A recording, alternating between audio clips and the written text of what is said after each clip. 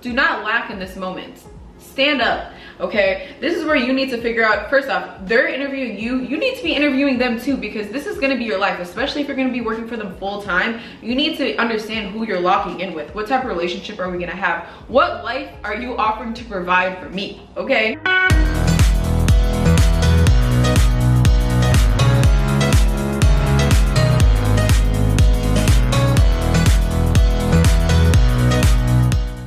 Hello everyone and welcome back to my channel. If it's your first time here, my name is SamanthaArianna and I make content for the all-around hustler, okay?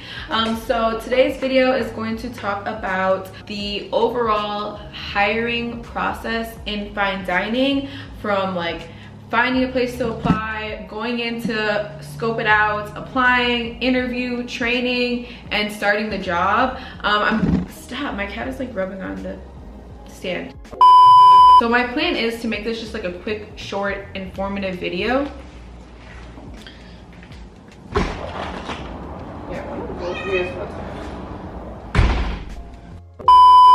If you do want like a more in detail on each step of the process, I did make a series. It's 3 parts. It is centered around applying in bottle service. However, most of like the foundational principles still apply on, like, for example, how to go out and find a job, how to carry yourself, questions like, I think it would still be very useful no matter what industry you're looking to apply for. So I definitely recommend checking that out. Part 1 is all about how to like scope out a good job. Part 2 is about the interview process, what you can ask them, what you should be ready to answer, things like that. And then part 3 is like all about being the new girl and the unspoken rules that they are never going to tell you but you're expected to know. Yeah, check that out if you want like a more in-depth, but today I'm just going to focus on fine dining. Bro, you guys are literally driving me fucking crazy. What do you want, inside or out? So the first step is going to be deciding where you're going to apply to. For me personally, I value a lot of things, but when I went to go find my job, what I did was, mind you, this is fine dining. I went on Yelp and I put like the restaurants, like all the dollar signs. I think like 4 is the most amount of dollar signs. I did that. And then I searched by like what was around me, and I kind of like looked through those and made a list of like a big net. First I cast a big net, figuring out what are like the most expensive places to go around here. Started looking at reviews, asking about them. So do your research, and once you narrow it down, like go in and be a diner and experience what it's like. And this is gonna help you later with the interview. Yeah, go there, dine there, look at the menu, see the prices. Is their autograt included? Definitely take a look at their bar, like what type of liquor they have offerings, like do they have top shelf, how big is their wine list. All these things are going to be important details that can like help you decide before if this is a place that you want to work, what type of money you're making, kind of what the vibe of the establishment is going to be. You can look at like what type of demographic the clients are in there, what do the people that work there look like, peep the managers, peep the way that people communicate between each other, things like that. Your dining experience, how you're treated, the details, all that matters and can help you kind of grasp an idea if this is somewhere you'd want to work. Step 2 is applying. Once you decide where you want to work, you're going to want to get dressed. You want to wear something you want to look very clean cut. So like for me, I would probably like pull my hair back in a slick back bun. I would not have any type of messy hairstyle. I would not do anything like colored hair. I would make sure my nails are done like this, like shorts, non-colored. Gonna make sure my tattoos are covered up. We're going to make sure that my lashes aren't crazy. They're not done at all right now, so don't mind me. I wouldn't go in like this. If you wear makeup, you want to keep it like on the natural side, like not crazy full birthday glam, no glitter, no nothing like that, but just something like that compliments you. And then of course for your outfits, you want to wear, again, something that compliments you, nothing too revealing. So like I would wear this top honestly, but I would put like a blazer over it and maybe wear like jeans and heels, like black jeans, or like any jeans, dark wash jeans with no holes or anything like that, and then just like some classic pumps, not like open toed or like anything like that, just like something classic, and like a just small purse. And you're gonna wanna go in there with a resume. Now your resume is gonna be like really important because first off, applying online, maybe. If you want to apply online, I still recommend that you go in. And also I recommend that you call ahead of time and ask like the host, like, hey, when's the best time to come drop off my resume? Because they'll tell you like, oh, you know, you never know when the managers might be in a meeting or when like the restaurant's too busy. Like you want to be respectful of their time and make sure you catch them in the right moment. So yeah, basically call ahead, be like, when's a good time to drop off my resume? Come in at that time, maybe 10-15 minutes early, and yeah, be prepared for your interview. At this time, you already dined here, so you should have had a look at the menu. You should have went on the website, maybe see who the owners are, kind of got the backstory on the restaurant. Things like that are gonna be important. When you meet them, you wanna let them know that you have open availability. That's always really important to restaurants for the most part. I would compliment the restaurant. I would be like, hey, like, I dined here and I just really loved my experience. I really appreciated the attention to detail. The food was phenomenal, and I just feel like this is a place that I would be able to compliment and grow, and you know, things like that. So I would basically just go in, bring your resume, and be prepared for the interview. Sometimes, a lot of times, they'll do like just like a quick like interview on the spot. So definitely be ready for that. Ooh. These cats are driving me wild right now. Part 3. So interview questions, these vary, so I'm just gonna go over a couple of them, but the important part is next, the questions that you need to be asking them. So interview questions that they may ask you are like, tell me about yourself, what some strengths and weaknesses you have, what do you know about this restaurant, so why do you want to work here, how is your wine knowledge, can you tell me about like pairing wine. If it's a steakhouse, they might ask you about like your steak knowledge, like what's the difference between this and this. They might like literally sit there and like pop quiz you like, oh, what's the difference between this bread or this bread, or how many varietals can you name, things like that. What do you think pairs well with this item, what would you pair with this, things like that. They might literally quiz you. I know my restaurant would. Also liquor knowledge, they might ask you like, oh, what's the main ingredient in this drink, what's the main ingredient in this drink, things like that. How do you deal with the upset customer, what do you expect to earn. I do want to say something on this. A lot of restaurants do ask you that. Do not be like, oh, I'm open. No, you look desperate.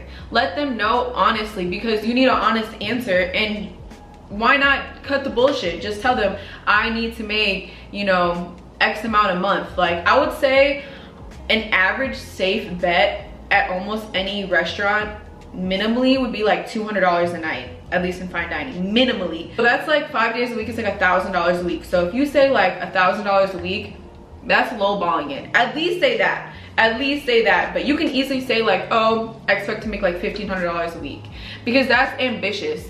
That can be made. I'm saying the minimal that people make is $200 a night, and if you're good at your job, you're gonna make more than that for the most part. So $1,500 is cool.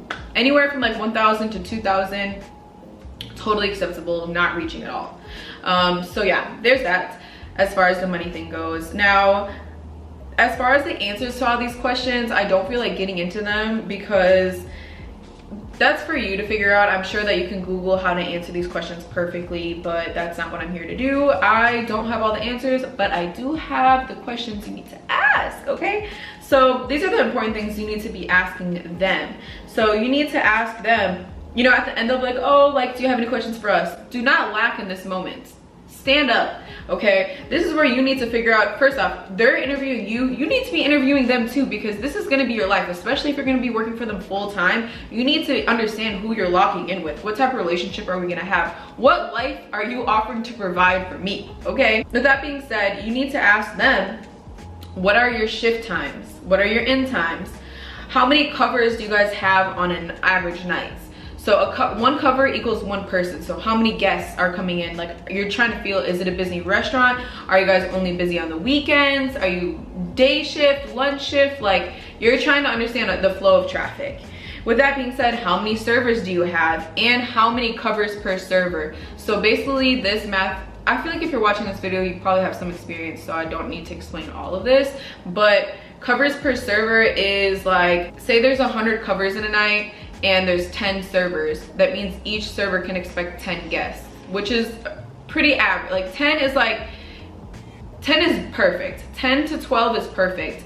I have nights in my restaurant where we are getting 6, 7. So it can be like that, but on the weekends we might get like 18. So it does vary, but it's good to know like what kind of baseline you can expect. Also, we should know, definitely want to ask about their tip out, how much they have to tip out and where it goes. For us, like I've mentioned in previous videos, my tip out is literally 30%. I tip out 12% to my bussers, 8% to the food runners, 8% to the bar, and then I pay a 2% credit card fee. And then I have to pay taxes. They don't take taxes out of my check, so I have to do it myself. These are all things that are really good to know before you start a job. And even then, asking like, oh, is it direct deposit? Do you pick up a check? Do you have cash at the end of the night? Is it bi-weekly? Is it every week? All these things are important to know for you going into a job, especially when you have multiple options on the table. It's something that might help you weigh things out.